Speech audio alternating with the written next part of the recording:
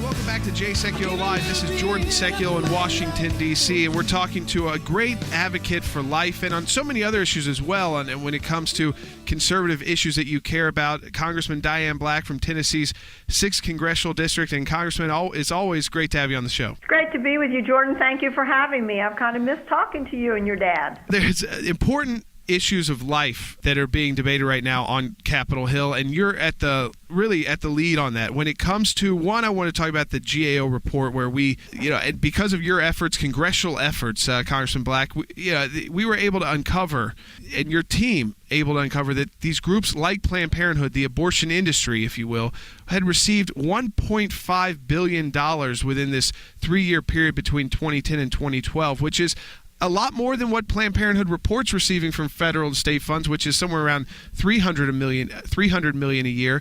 And you were able to uncover that. Tell people about that process. Sure. Well, thank you, Jordan, for bringing this up. It's a very important issue. And for years, we have been questioning how it is that Planned Parenthood and other organizations that receive federal dollars could distinguish between the money that they use for abortion services and the money they use for what we call Title X funding, which is for family planning. And money is, of course, fungible. So if both of these are operating in the same building, how can you say this percentage goes from the Title X money and here this percentage is from what we have set aside for abortions? And so what we've been saying for years is that some of these taxpayer dollars are going to fund abortions. And we then wrote a letter to the Government Accountability Office to ask them to do a study.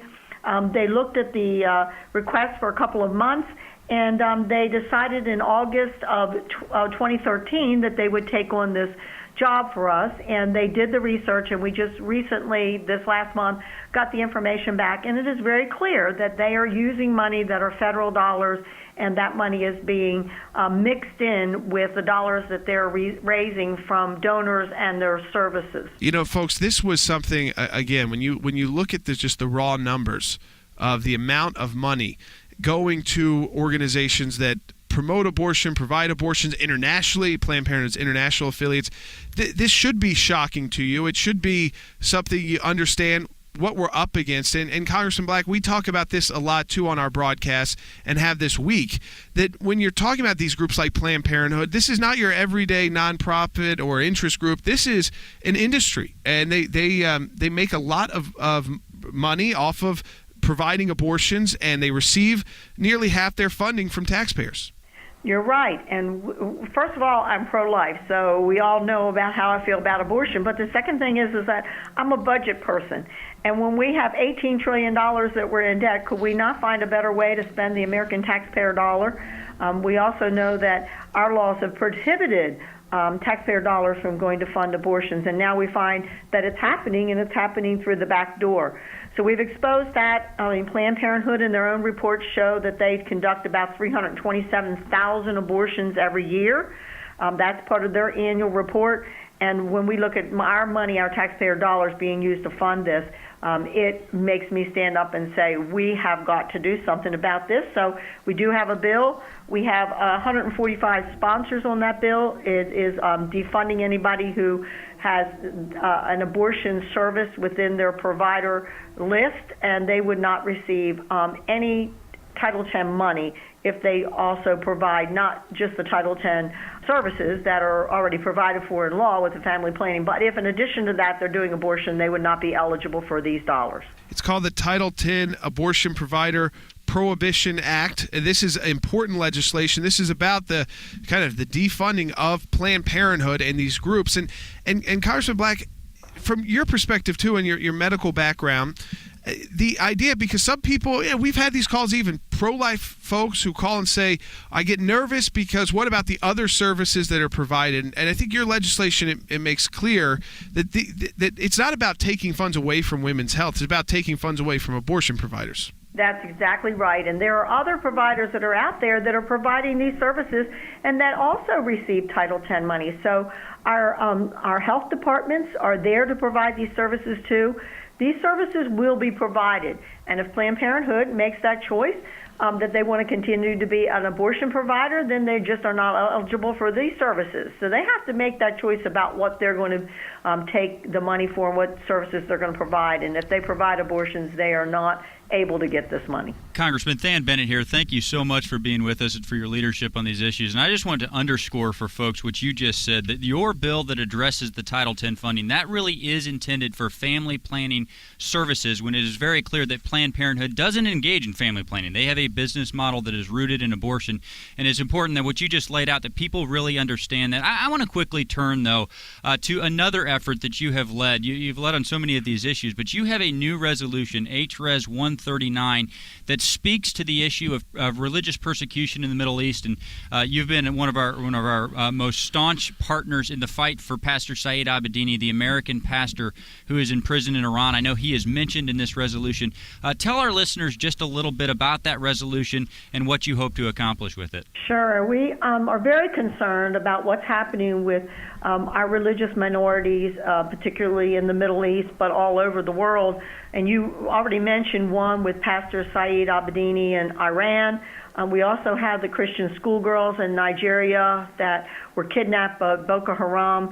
We have the 21 Coptic Christians that were beheaded by ISIS. Most recently, I had the opportunity to be in North Africa, in Tunisia, where I actually visited the museum where 21 innocent tourists lost their lives in the Bardo Museum by a group of terrorists, Islamic terrorists, that came in and just opened fire. It's very chilling. And then we also had the 21 Christians in Libya. So we're seeing this continuously. I mean, I think there's so much more there that we don't even know about. We want people who are in these countries where they are being persecuted, religious persecution, to know that we are standing behind them, certainly with prayer, but we need to take it further than prayer. We have got to also have a very clear message. We're frustrated. The folks around the world are frustrated that we have a president that will not name the enemy as a radical Islamist groups. And so we have a resolution that lays these messages out very clearly. First is to condemn that violence against these religious minorities. The second is to reaffirm the commitment that the United States has in promoting religious freedom and tolerance around the world. That's something we have always stood for, and we need a stronger message on that now. We also call on those governments there in the Middle East to uphold their internationally recognized human rights to the freedom from religious persecution, the end of forms of violence. So we're calling upon them to do that. And we have had partners in the Middle East that have done that before, and so we're making that call again. And then finally, President Obama signed a resolution last year to appoint a special envoy to go and promote freedom of these religious minorities in the Middle East. And he's never done that. He has never named that envoy. And we're calling upon him to do that, since that was in his writing and he did sign it. Final question for you. You've been such an advocate for those who are the persecuted, and it's the persecuted church, and you bring up the envoy issue, which is absolutely one that the action needs to be taken by President Obama. Back to the life issue, because these are tough battles on Capitol Hill. There's a pro-life majority in the House and the Senate, but you face in the Senate, you face filibuster, and then of course the White House, the veto threat. But we believe in the ACLJ that you can't stop fighting on this issue, and when you do have pro-life members of Congress and folks like you who are leading the charge, that the people want you to have this fight. And I know it's important for you to hear from, and also know that our listeners and the supporters of the ACLJ are with you in these fights. And we know, too, that as the hearts and minds of the American people are changed about abortion, we're seeing more and more people that understand that this is a life. And I believe, as an older person that didn't have the ability when my children were little to be able to see them in the womb and to know they were a human being, we now have that technology, and we're finding now that people understand the science better and can really see it, and it's getting personalized, that more and more people are coming the way of understanding that this is a real life. And so we cannot let this message go. We're winning on this message, and more the American people understand what we're trying to do is the right thing. Congressman Diane Black from Tennessee's 6th Congressional District, a leader on life issues, a leader when it comes to the persecuted church around the world. And Congressman Black, as always, thanks for joining us today. Thank you for having me. Have a great day.